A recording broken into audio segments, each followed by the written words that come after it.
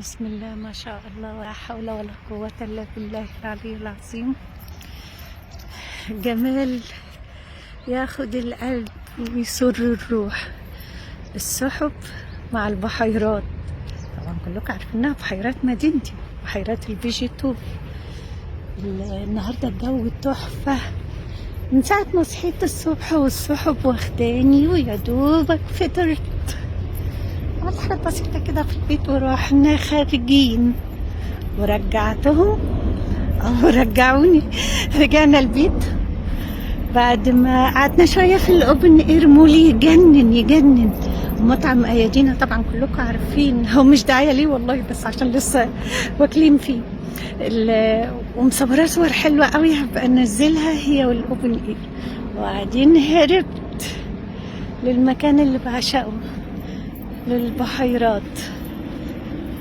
أجمل حاجة فيها إنها بتاعتي فاضية، مش بتاعتي يعني بتاعتي كلها، أنا ليا حتة فيلا صغيرة عليها، لكن بحس إنها ملكي في الشتاء.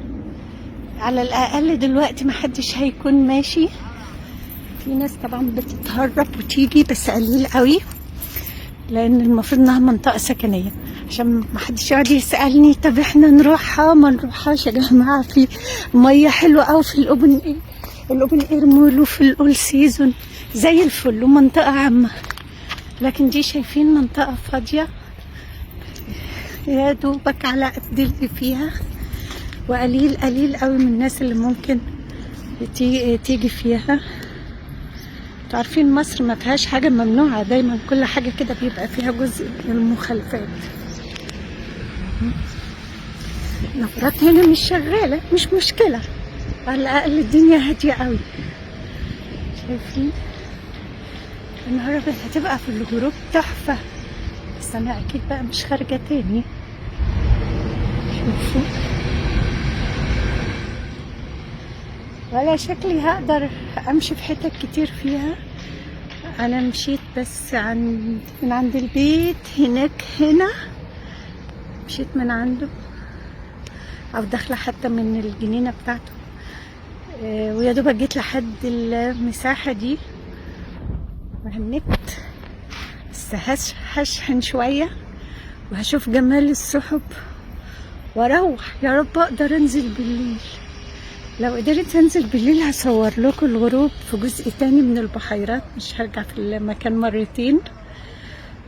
هيبقى تحفة. كل السما دي الالوان الجري واللبني والازرق والابيض، هتبقى بقى النبيتي والاورنج الفاتح وكل الوان الغروب اللي بعشقها.